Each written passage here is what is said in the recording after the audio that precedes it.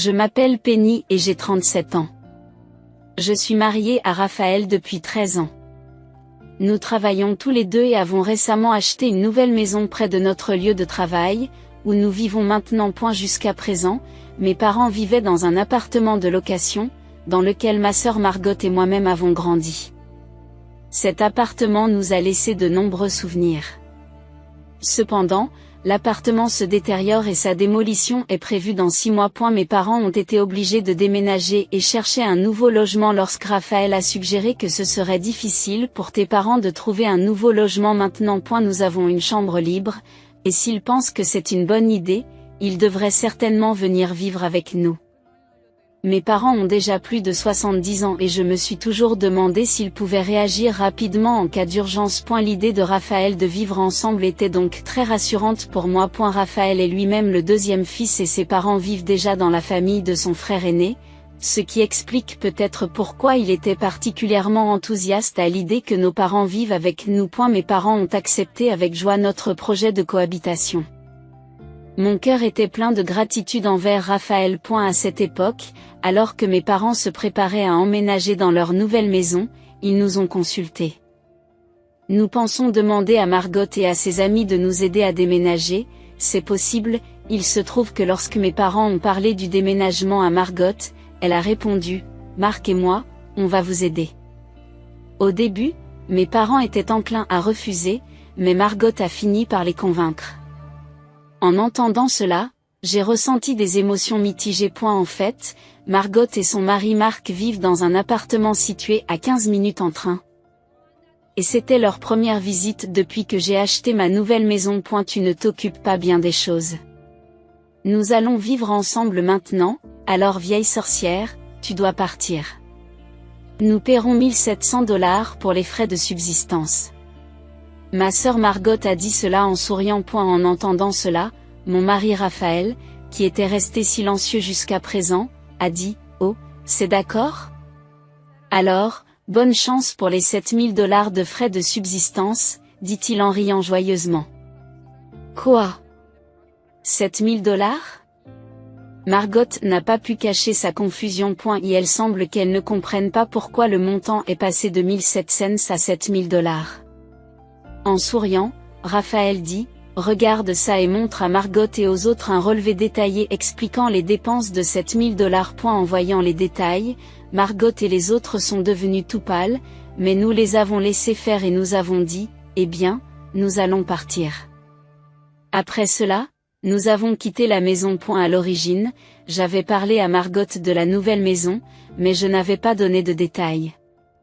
La raison en était qu'ils avaient eu des problèmes financiers et qu'ils avaient souvent compté sur moi pour les aider, ce qui avait commencé il y a 5 ans. Un jour, sans crier gare, Margot m'a appelé pour me dire « J'ai décidé de me marier ». À l'époque, notre relation était normale et j'ai donc demandé sincèrement « Félicitations, comment est-il ?» Margot, un peu timide, m'a répondu avec joie « Il s'appelle Marc et il est très charmant. Il travaille comme charpentier, et il veut que je me concentre sur le ménage. » Cependant, l'attitude de Margot a commencé à changer progressivement après cela. Elle a commencé à demander de l'argent. « Grande sœur, je suis vraiment désolée, mais pourrais-tu me prêter 500 $? Il a beaucoup plu ces derniers temps, et Marc n'a pas pu travailler beaucoup, alors nous sommes à court d'argent pour vivre. Je vous rembourserai avec mon prochain salaire, s'il vous plaît. Aidez-moi. » Elle a commencé à demander presque tous les mois. À eu début, je lui ai prêté de l'argent de manière occasionnelle, mais récemment, j'ai cessé de le faire. La raison en est que Margot ne m'a jamais remboursé. Récemment, lorsque j'ai refusé une autre demande d'argent de Margot, elle m'a accusé avec fureur. « Vous êtes avare. Ce ne sont que 500 $, n'est-ce pas? Tu travailles pour une grande entreprise, tu devrais pouvoir te le permettre. Faites quelque chose pour aider votre sœur en difficulté. Avec Margot qui vient chez moi, j'ai peur qu'elle demande plus d'argent. La raison en est que ma maison est assez spacieuse. Il ne serait donc pas surprenant que Margot suppose que nous disposons d'une certaine marge de manœuvre financière. J'attendais avec impatience le jour où mes parents emménageraient, mais je passais mes journées à m'angoisser. Et puis, le dimanche prévu pour le déménagement de mes parents est arrivé. J'étais nerveuse, attendant l'arrivée de mes parents, de Margot et de son mari. Ce jour-là, Raphaël a été soudainement appelé au travail, il n'était donc pas à la maison. J'ai donc dû les accueillir seuls. À bout d'un moment, on a sonné à la porte.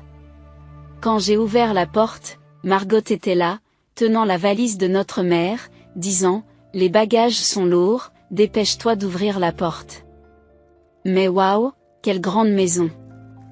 Elle a l'air si grandiose que je l'envie. Marc, d'un ton un peu condescendant, dit « Il portait une petite commode, visiblement en train de se débattre avec elle. » Bien sûr, entrez. C'est ainsi que j'ai accueilli Margot et son mari chez moi. Lorsqu'on lui a montré la chambre réservée à nos parents, Margot a murmuré à voix basse. « C'est la chambre de tes parents ? Elle est plus grande que mon appartement. C'est vraiment bien ? Une si grande chambre, je suis reconnaissante. » Mais, demande maman avec modestie. Papa semblait un peu confus en regardant autour de lui. Nous n'utilisions pas vraiment cette pièce. J'ai assuré à mes parents qu'ils ne nous imposaient rien. En fait, cette pièce était à l'origine destinée à une chambre d'enfant. Cependant, mon mari et moi avons été très occupés et n'avons pas envisagé d'avoir des enfants depuis 13 ans. C'est pourquoi nous avons décidé d'offrir cette chambre inutilisée à mes parents. Tu aurais pu me la prêter. Tu es toujours aussi pingre, Frangine. Commente Margot tout en organisant les bagages de nos parents. Finalement, le déménagement de mes parents s'est achevé en 2 heures environ. Cela s'explique par le fait qu'ils se sont débarrassés de la plupart de leurs affaires. Tous les appareils ont été récupérés par des entreprises de recyclage et le produit de la vente a été remis à Margot et à son mari en guise de remerciement pour leur aide. Les vêtements et autres petits objets ont également été donnés à des voisins ou éliminés. Ainsi, la chambre dans laquelle mes parents ont emménagé était suffisamment spacieuse pour accueillir toutes leurs affaires. Margot, Marc, merci. Ma mère a exprimé sa gratitude. Margot acquiesça aux paroles de ma mère et se tourna vers moi. Est-ce que je peux venir vous rendre visite de temps en temps, puisque notre maison familiale a disparu, je veux voir papa et maman, dit Margot. En effet, l'appartement où mes parents vivaient auparavant a été résilié. Vu le désir de Margot de voir notre mère, il n'y a pas de raison particulière de lui refuser des visites. J'ai donc répondu. Bien sûr, c'est très bien. Cependant, je suis très occupée par mon travail, je n'aurai donc pas beaucoup de temps disponible. Ce n'est pas un problème. Je vous remercie. Margot a exprimé sa gratitude. Par la suite, Margot a commencé à lui rendre visite environ 1 fois par semaine. Curieusement, Marc venait souvent aussi. Bien que Marc soit censé être au travail, il lui arrive de venir en semaine et ma mère est heureuse de lui rendre compte. Aujourd'hui, Marc est venu lui aussi. Depuis que les visites de Margot et de Marc se sont multipliées, des problèmes inquiétants sont apparus à la maison. Il manque à nouveau des choses. Chaque fois que j'ouvre le réfrigérateur ou les armoires, je remarque que la nourriture et les articles ménagers diminuent. Au début, il ne s'agissait que de légumes et de papier hygiénique qui disparaissaient progressivement. Mais récemment, des articles coûteux comme le jambon de première qualité que mon mari a reçu de son patron en guise de cadeau de mi-année et des produits cosmétiques que j'ai achetés dans un grand magasin ont disparu. Au début, j'ai pensé que ma mère les utilisait peut-être. Mais elle m'a dit qu'elle n'était pas impliquée. Je n'ai touché à rien, elle l'a dit clairement. Vraiment, cela devient gênant, d'autant plus que ces derniers temps, ce ne sont que les articles coûteux qui disparaissent. Je me suis plaint. Mon père a répondu. D'accord, je comprends. Je garderai également un œil sur la situation. S'il vous plaît, ne causons plus de problèmes. Je l'ai dit discrètement à mes parents. Cependant, Margot n'a pas répondu à mes courriels et nos articles ménagers ont continué à disparaître, ce qui a accru ma frustration.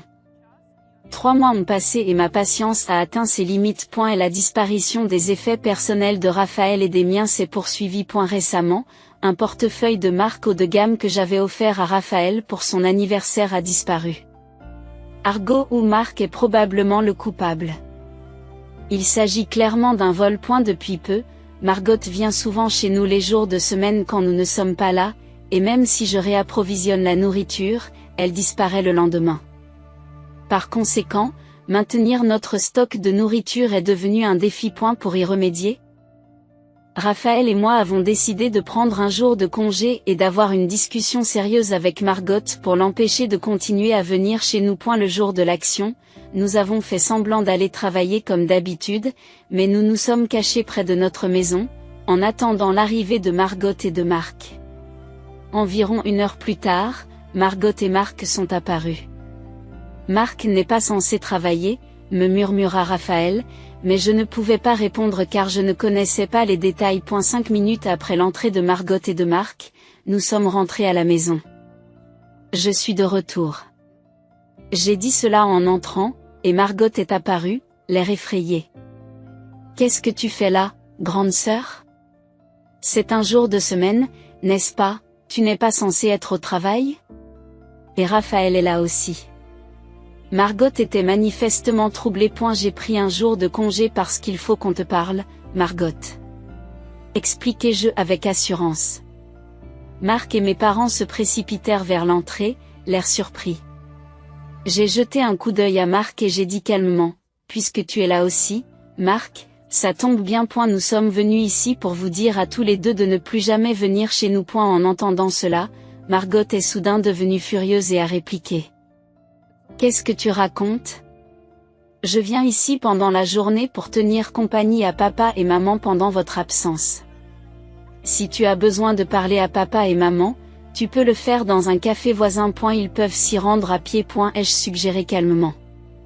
Cela coûte de l'argent de parler dans un café. Je n'ai pas ce genre d'argent en trop. Réplique Margot avec irritation. Je réponds par un profond soupir. C'est donc pour cela que des objets disparaissent de notre maison. Tu les as volés, n'est-ce pas? J'ai vraiment envie d'appeler la police. Raphaël acquiesce et ajoute. Je ne trouve pas le portefeuille d'anniversaire que Penny m'a offert. J'avais prévu de l'échanger lors de mon prochain jour de congé. Est-ce qu'on peut le récupérer rapidement? Marc, visiblement paniqué, s'exclame. Nous sommes une famille, n'est-ce pas? Pourquoi doutez-vous de nous? Il ne fait aucun doute que Marc a volé le portefeuille de Raphaël. Je leur ai déclaré fermement, mais calmement.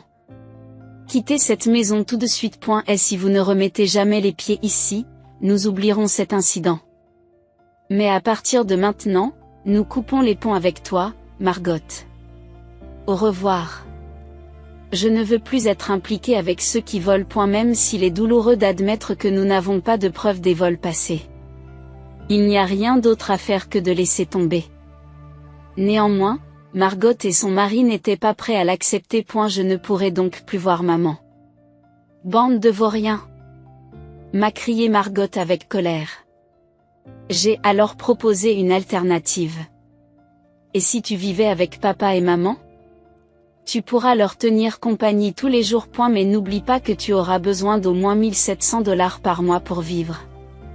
Je doute que Margot et Marc aient les moyens de payer cette somme. Cependant, au fur et à mesure que la dispute s'intensifiait, Margot est devenue provocante. Tu ne t'occupes pas correctement des choses. Nous allons vivre ensemble maintenant, alors toi, la vieille sorcière qui doit partir, tu paieras $1 700 pour les frais de subsistance. Margot a dit cela en souriant. Raphaël, qui était resté silencieux jusque-là, prit enfin la parole. Ah, c'est vrai? Alors bonne chance pour gérer les $7000 de frais de subsistance. Et il éclate de rire. Quoi? $7000? Margot est visiblement troublée. Elle ne comprenait pas pourquoi le montant était passé de 1700 à $7000. Raphaël sourit. Regarde ça. Et il leur montre un relevé détaillé expliquant les dépenses de $7000. En voyant les détails, Margot et Marc ont pâli. Mais nous les avons laissés faire et leur avons dit, bon, nous allons partir. Nous avons quitté la maison pour nous rendre dans un hôtel proche. Dès que nous sommes entrés dans la chambre, nous nous sommes tous les deux effondrés d'épuisement. La tension de la situation nous avait trop épuisés tous les deux. Je suis vraiment fatiguée aujourd'hui. Je suis désolée de t'avoir fait subir ça, Raphaël, ai-je dit. Même s'il n'était pas encore midi, je me sentais extrêmement fatiguée. On dirait que Margot et ma mère n'ont aucun sens commun. Et leur comportement excessif me laisse toujours un sentiment de désarroi. Raphaël a dit, tu dois être encore plus fatiguée, Penny. Margot est déraisonnable, mais ta belle-mère est tout à fait inhabituelle aussi. Et elle semblait que maman fermait les yeux sur les vols de Margot et de Marc, et elle est restée silencieuse lors de la récente dispute. Peut-être maman croit-elle qu'elle et Margot n'ont rien fait de mal. Peut-être qu'elle ne reconnaît même pas le vol comme tel parce qu'il s'agit d'une affaire de famille. Maman a toujours favorisé Margot, c'est pourquoi elle donne toujours la priorité à ses demandes. J'ai toujours été concentrée sur mes études et je n'ai pas eu beaucoup de relations avec maman. J'ai étudié dur dans le but d'entrer dans une grande université. Grâce à mes efforts, j'ai été acceptée dans mon premier choix et j'ai ensuite obtenu un emploi dans une grande entreprise. De son côté, Margot négligeait ses études et préférait bavarder et jouer avec maman. En conséquence, elle n'a réussi à entrer que dans une université médiocre et s'est débattue dans la recherche d'un emploi. Margot n'a été embauchée qu'en tant que contractuelle, et non à temps plein. Cependant, il semble que pour maman, moins l'enfant est intelligent, plus il est cher. Maman a toujours favorisé Margot, faisant même une distinction entre nos cadeaux d'anniversaire. Que devons-nous faire maintenant? C'est comme si on nous avait volé notre maison. Raphaël demande timidement. On dirait qu'il se sent incapable de prendre des mesures radicales parce que Margot et maman sont sa famille. Mais pour moi, il est hors de question de pardonner à Margot et à maman. Bien sûr, nous allons nous battre à fond. Répondis-je résolument. J'expliquai calmement la situation à Raphaël. Raphaël acquiesça en silence. Ayant été insulté à ce point, j'ai décidé de ne pas rester silencieux. J'ai décidé de rompre ma relation avec maman, comme je l'avais fait avec Margot. Plus tard dans l'après-midi, nous nous sommes rendus dans un cabinet d'avocats. Quelques jours plus tard, nous sommes rentrés à la maison avec un avocat. Lorsque nous avons sonné à la porte, Margot a répondu « Bonjour, quoi ? Grande sœur, qu'est-ce que tu veux encore ? J'ai quelque chose à dire à propos de la maison. S'il te plaît, rassemble tout le monde dans le salon, demandai-je à Margot. Pourquoi dois-je faire cela ? C'est un vrai casse-tête.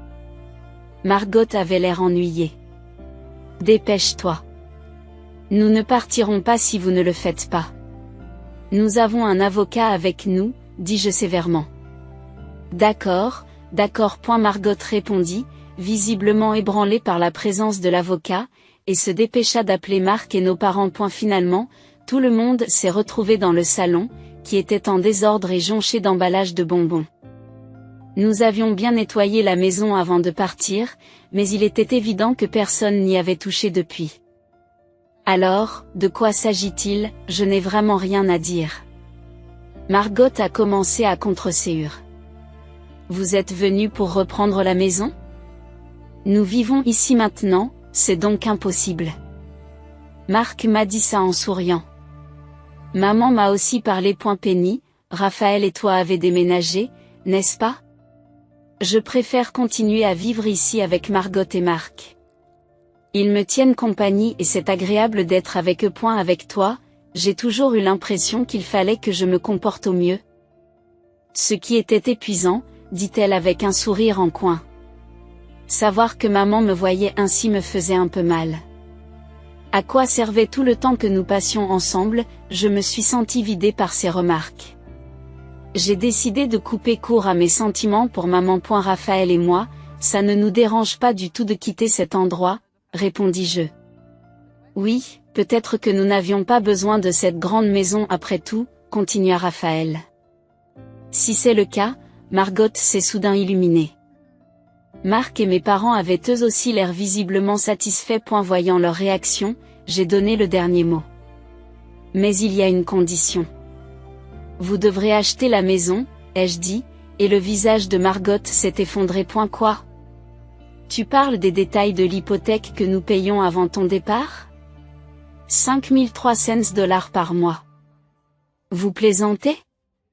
Margot a contesté le montant, mais le prix était juste.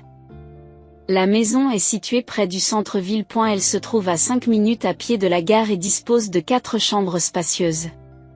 Raphaël et moi avions donc compris sa valeur et avions contracté un prêt hypothécaire en versant des mensualités. Et la raison du paiement mensuel de 5300 $ était de réduire le montant total des paiements en remboursant l'hypothèque plus tôt. La décision d'opter pour une durée d'hypothèque plus courte afin de réduire les intérêts avait augmenté la charge mensuelle. Ce n'est pas grave si vous n'êtes pas tous d'accord. Raphaël et moi sommes copropriétaires de cette maison, donc si vous voulez continuer à vivre ici, vous devrez nous l'acheter. Maintenant, continuez, s'il vous plaît, dit le conseiller, en passant la main à notre avocat. L'avocat a hoché la tête d'un air confiant et a annoncé à Margot et à sa famille. Voici le contrat de vente. Veuillez vérifier le montant, et nous aurons besoin de vos signatures. Leurs expressions ont changé en regardant les documents. Pourquoi le prix de vente est-il de 1 500 000 $? C'est une arnaque? S'exclame Margot en tremblant. Pourtant, ce montant a été calculé sur la base de l'hypothèque restante et est tout à fait raisonnable compte tenu de la valeur marchande de la région. Au fur et à mesure que l'avocat explique les détails, les visages de Margot et de Marc deviennent de plus en plus pâles. C'est impossible. Nous ne pouvons pas nous le permettre, dit Margot en tremblant. Mes parents étaient également stupéfaits. Ils n'avaient probablement pas réalisé que la maison valait autant. Et si vous ne pouvez pas payer, pourquoi squattez-vous ici depuis toujours? Je croyais que tu voulais rester et que tu avais l'intention de l'acheter. Maintenant, signez, s'il vous plaît. Margot, tu peux prendre une hypothèque pour la couvrir, j'ai insisté. Tremblante, Margot s'excusa, je suis désolée. J'étais juste envieuse de savoir que tu vivais dans une si belle maison. Je n'ai pas réfléchi. Marc marmonne aussi lentement, je suis désolée. Mais même si je travaillais tous les jours de l'année, je ne pourrais pas gagner autant d'argent. Maman suggère à papa, nous ne pouvons pas nous permettre ce montant élevé. Il vaudrait peut-être mieux que Penny et Raphaël vivent avec nous. Nous pourrons manger de bons repas ensemble. Papa avait l'air affligé. J'ai dit fermement, Raphaël et moi n'avons pas l'intention de vivre avec vous après avoir été trahis une fois. Nous avons l'intention de vivre notre vie chacun de notre côté à partir de maintenant. Nous coupons également les ponts avec vous, comprenez-moi bien. C'est ce que j'ai déclaré à mes parents. À partir de maintenant, je n'aurai plus aucune relation avec Margot ni avec mes parents. À ce moment-là, maman s'est exclamée, choquée, qu'est-ce que tu veux dire par couper les ponts? Alors qui nous donnera notre argent de poche? A-t-elle demandé. Le père est lui aussi devenu tout pâle. Qu'est-ce que tu entends par argent de poche? Margot se lève et fait face à sa mère. En fait, en plus des 1700 $ pour les frais de subsistance, nous avions l'habitude de donner à maman et papa une allocation d'environ 2000 $ par mois. Cela a un peu diminué depuis que nous vivons ensemble, ai-je répondu. Margot a été choquée et s'est exclamée, alors 7000 $, c'est loin d'être suffisant. Comment pouvez-vous vous permettre de donner autant d'argent? Marc est lui aussi stupéfait. C'est parce que Raphaël et moi travaillons dans une grande entreprise et que nous avons des revenus corrects. Seul, ce serait impossible, mais ensemble, nous y arrivons, expliquai-je. Choqué par la disparité des revenus, Margot s'effondre sur le sol. Mais à partir de maintenant, je n'ai plus rien à faire avec toi ni avec maman. C'est à toi de t'occuper de nos parents, ai-je dit calmement, en souriant. Les visages de Margot et de nos parents ont pâli de stupeur. Depuis lors, il n'est plus question de vendre la maison à Margot. J'avais prévu que Margot et nos parents n'auraient pas les fonds nécessaires. A eu lieu de cela, Margot, Marc et mes parents ont été contraints de quitter notre maison. Grâce à l'intervention de l'avocat, ils ont déménagé plus facilement que prévu. Margot et les autres se sont plaints. Vivre dans une si grande maison était une chance unique, mais cela n'avait pas d'importance pour moi. Le bail de votre appartement n'est-il pas encore en vigueur? J'y enverrai toutes les affaires de papa et maman, lui ai-je dit. J'ai ensuite demandé à des déménageurs de transporter les affaires de nos parents jusqu'à l'appartement de Margot. L'appartement était assez petit et il n'était pas certain que toutes les affaires puissent y trouver leur place, mais cela ne me préoccupait plus. J'ai demandé aux déménageurs de faire payer à Margot tous les frais de déménagement. Si l'on considère qu'il s'agit d'une compensation pour les désagréments que Raphaël et moi avons subis, c'est assez peu coûteux. Même après leur déménagement. Margot nous a contactés de temps en temps. Grande sœur, je suis vraiment désolée. Peux-tu ramener nos parents? Ils gaspillent beaucoup d'argent et nous ne pouvons pas couvrir les frais de subsistance. De plus, leurs pensions sont utilisées pour les loisirs. Marc est lui aussi très contrarié. Pouvez-vous faire quelque chose, demande-t-elle désespérément. Actuellement, il semble que nos parents vivent dans l'appartement de Margot. Vivre tous ensemble dans un espace aussi exigu doit être incroyablement difficile pour eux. 4. Le fait que nos parents étaient des dépensiers frivoles était devenu évident après qu'ils aient commencé à vivre avec nous, dilapidant souvent leur pension pour leur plaisir préféré. Ma mère adorait les marques de luxe et mon père était obsédé par l'alcool et le jeu. Leurs dépenses inutiles étaient donc quelque peu prévisibles. C'est vous qui avez décidé de vivre avec eux, n'est-ce pas? Je ne suis plus impliquée. Nous avons coupé les ponts.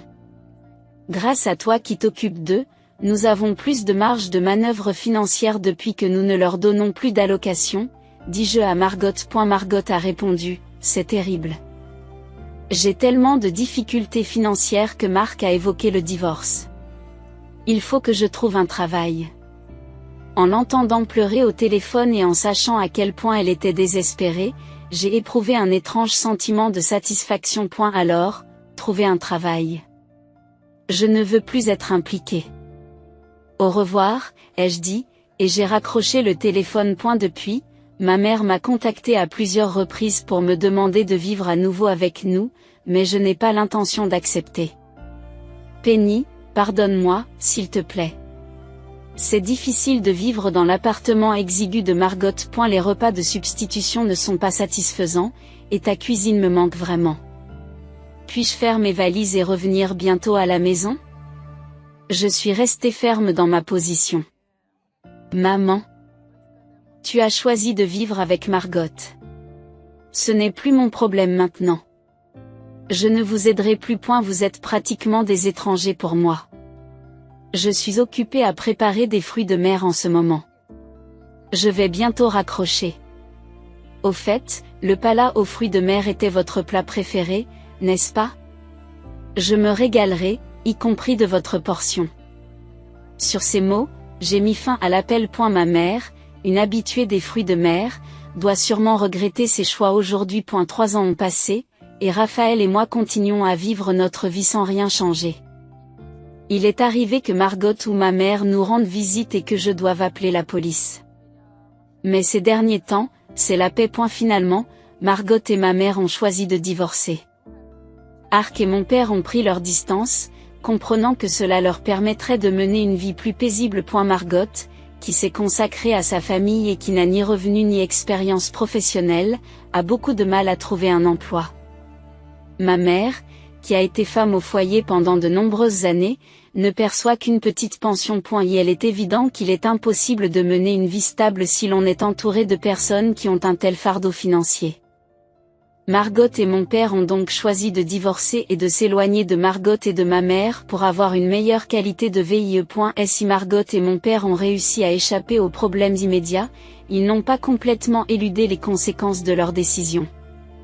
Après s'être séparés de Margot, Margot a essayé de reprendre son travail sporadique de menuisier. Mais cela ne se passe pas bien. Il est traité froidement par les autres artisans et est durement utilisé, ce qui n'augure rien de bon pour lui. N'ayant aucune expérience en dehors de la menuiserie, la transition vers un autre domaine est un véritable défi. Il semble qu'ils doivent continuer à faire face à ces difficultés pendant qu'ils travaillent. Après avoir divorcé de ma mère, mon père a erré d'une maison de famille à l'autre, se sentant de plus en plus mal à l'aise. À 73 ans, trouver un logement à louer et se l'offrir est une tâche ardue, et il semble qu'il continuera à vivre dans des conditions difficiles. Les raisons des divorces dans la famille sont apparues clairement lorsque Margot et ma mère ont annoncé leur séparation de manière spectaculaire. Les dépenses excessives de ma mère ont détérioré sa relation conjugale, tandis que le divorce de Margot était dû à une liaison. Leur désespoir financier est devenu évident lorsque Margot et ma mère ont supplié qu'on les laisse revenir à la maison. Nous n'avons pratiquement aucun revenu à nous deux, nous sommes donc en retard sur le loyer et sur le point d'être expulsés de notre appartement. S'il vous plaît, laissez-nous rester avec vous. Alors que Margot entame son plaidoyer, ma mère, elle aussi désespérée, s'écrie « Aidez-nous. Cela ne me dérange pas si je suis seule. Laissez-moi au moins manger des fruits de mer. Ce ne serait pas juste d'aider maman, n'est-ce pas ?» À ce moment-là, j'ai dû appeler la police, car Margot et ma mère se disputaient férocement devant notre maison. Il est probable que leur personnalité ne changera jamais. Avec l'intervention de la police, les visites de Margot et de ma mère ont enfin cessé, ce qui a été un soulagement. Depuis, ma vie a pris un tournant important et joyeux. Je suis tombée miraculeusement enceinte. Maintenant que mon ventre est assez gros et qu'il m'est de plus en plus difficile de marcher, j'ai pris un congé de maternité et j'envisage de le prolonger en congé parental jusqu'à ce que notre enfant atteigne l'âge d'1 an. Même si nous étions inquiets de ce qui pourrait arriver, nous devons travailler encore plus dur maintenant. Pour notre enfant, Raphaël a exprimé son engagement renouvelé. Oui, à partir de maintenant, il s'agit pour nous 3 de nous serrer les coudes. Ai-je convenu en riant avec Raphaël. Si j'ai coupé les ponts avec Margot et mes parents, il me reste Raphaël et notre enfant à naître. Pour l'avenir, nous avons l'intention de chérir la famille que nous avons devant nous, et pas seulement celle qui est liée par le sang. Je le crois du fond du cœur.